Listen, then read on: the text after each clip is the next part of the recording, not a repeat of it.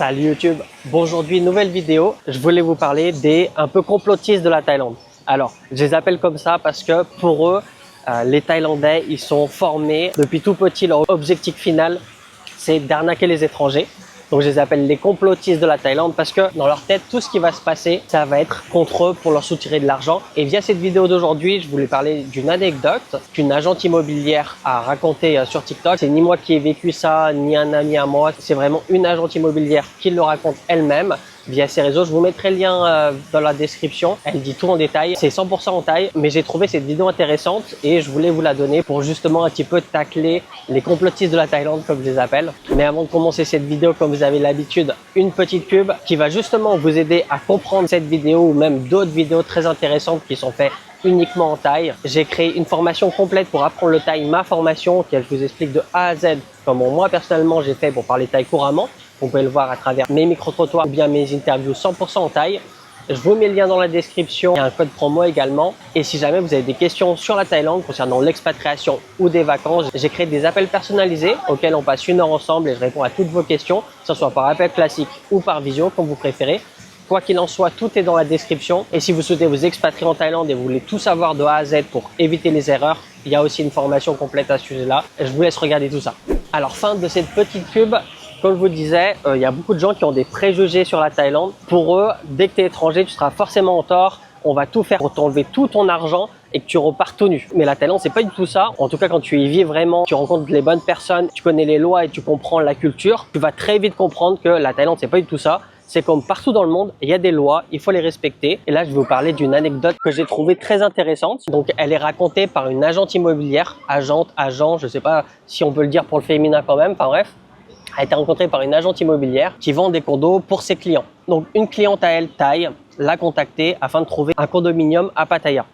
Elle lui a donné ses critères. Alors, elle ne nous raconte pas exactement les critères, mais voilà, c'est à Pattaya. Elle a fait ses recherches. Elle a présenté plusieurs biens à sa cliente. Et parmi tous ces biens présentés, il y en a un qui a retenu l'attention de la cliente parce que ça répondait à tous ses critères. Il était peut-être plus joli, le prix était peut-être plus intéressant, la localisation peut-être était bien. Enfin bref, il y avait plein de points qui ont fait qu'elle voulait absolument ce condo-là. Donc, l'agente immobilière, celle qui nous raconte l'histoire, est allée contacter la propriétaire et lui a dit voilà, ma cliente aimerait bien acheter votre bien. À quel prix vous pouvez descendre? Puis ils ont trouvé un arrangement au niveau tarifaire. Et une fois l'arrangement trouvé, ils se sont dit ok, tout est bon, tout est parfait. Quand est-ce qu'on peut faire l'achat, faire le changement de nom pour ma cliente? Ils arrivent à trouver un rendez-vous. L'agente immobilière lui demande si tous les papiers sont prêts. Elle lui demande également d'envoyer le Chanot, c'est l'acte de propriété en Thaïlande. Elle lui envoie et l'agente immobilière se rend compte d'un truc qui est plutôt important. C'est que sur le Chanot, le nom, c'est le nom d'un étranger. Ce condo-là appartient à un étranger. Donc elle demande à la vendeuse, à la propriétaire de ce condominium, qui va bientôt être en vente, comment ça se fait que ce nom-là est un étranger à qui ça appartient. Elle dit oui, vous inquiétez pas, c'est normal que c'est un étranger, c'est à mon mari, mais mon mari souhaite le vendre, donc c'est moi qui m'occupe de la vente, uniquement moi. Et elle donc lui demande ah d'accord, donc du coup le vrai propriétaire, l'étranger, sera présent au moment du changement de nom au land office, ce qui est l'équivalent du cadastre en Thaïlande. Et elle lui dit non, malheureusement il peut pas venir, il est bloqué à l'étranger, il a du travail, mais il va me faire un document de procuration, un document qui me donne le droit de tout gérer, de le vendre à sa place. Elle dit ok, pas de problème. Il se passe quelques jours, puis elle la relance, elle fait est-ce que c'est bon, vous avez tous les documents de procuration, les documents de changement de nom, etc.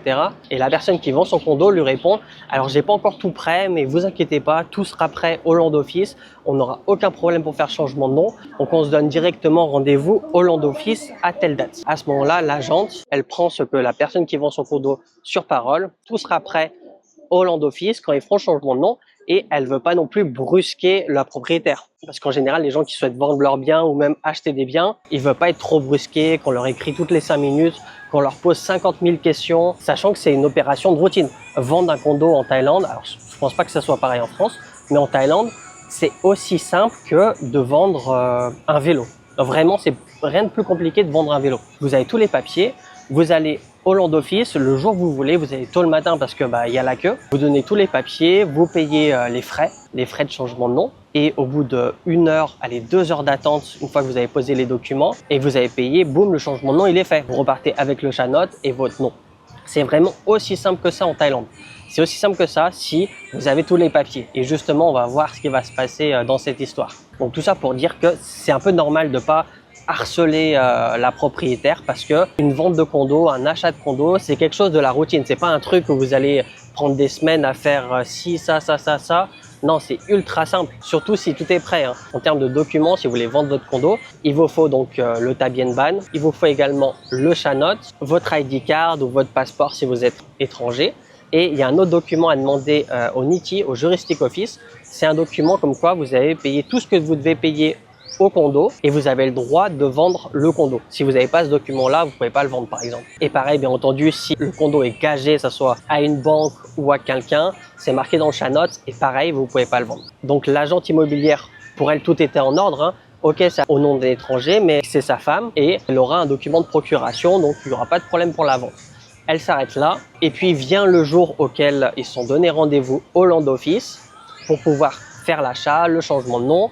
Donc ils vont le matin, ils font la queue. C'est la propriétaire qui passe d'abord discuter avec l'agent du Land Office pour lui montrer les papiers, pour être sûr que tout soit bon. Et puis l'agente immobilière, elle est un petit peu loin, elle est un petit peu comme 2 mois à Starbre.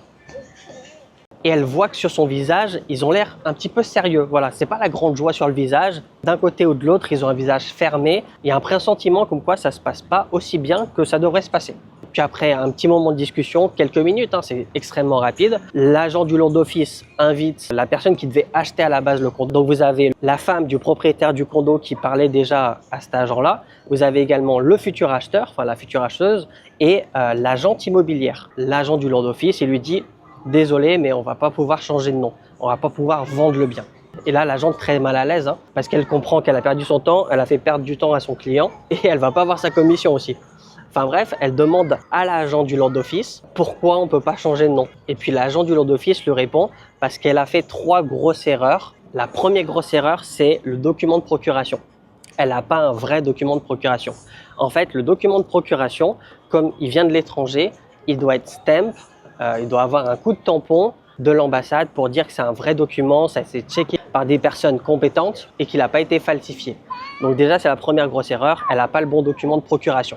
Deuxième grosse erreur, elle n'a pas rempli le beau document pour faire le changement de nom.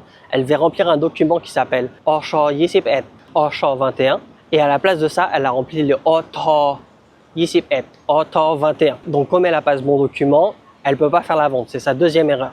Et la troisième erreur auquel elle ne s'y attendait pas, c'est celle-là. Le propriétaire ne peut pas être présent, le vrai propriétaire, hein, l'étranger, parce que il est à l'étranger justement. L'agent du Land Office lui a demandé de l'appeler en FaceTime. Et ça, elle était vraiment pas prête pour ça. Donc même si son faux document de procuration serait passé, et sur ce coup-là, c'était fini. Il ne pouvait pas passer. Parce que ça peut s'expliquer, un document auquel il manque un coup de tampon, même s'il est très important. Dire voilà, il n'avait pas le temps, ou l'ambassade se trouve super loin, il a pu le faire tamponner par personne. Voilà, c'est quelque chose qu'on peut expliquer et qu'on peut à la rigueur accepter si rien n'a l'air suspect. Mais là justement, comme il a demandé de l'appeler en FaceTime, elle n'était pas prête, elle savait pas que ça se faisait, et elle n'a pas pu le faire. Et c'est surtout ça qui a fait que cette vente a flop, parce qu'en fait, quand vous vendez un bien, il faut toujours que cette personne soit présente. Et si elle n'est pas présente, ce qu'ils font, d'après l'agente sur son TikTok, elle le dit, il doit appeler en FaceTime le vrai propriétaire qui donne son accord en direct, en vidéo. Et là, vous allez me dire, mais en fait, on peut ramener n'importe qui, il fait croire que c'est le propriétaire et ça va forcément passer. Et non, parce que quand il y a un appel, il lui demande de montrer sa carte d'identité, son passeport, un document d'identité officiel qui prouve qu'on parle à la bonne personne. Et c'était donc cette troisième erreur qui a fait qu'elle n'a pas pu vendre ce bien. Donc voilà, c'est la fin de cette anecdote. Moi, j'ai trouvé ça super intéressant parce que, voilà, comme je vous dis, il y a des personnes qui se disent en Thaïlande, ils vont tout faire pour te voler n'importe quoi.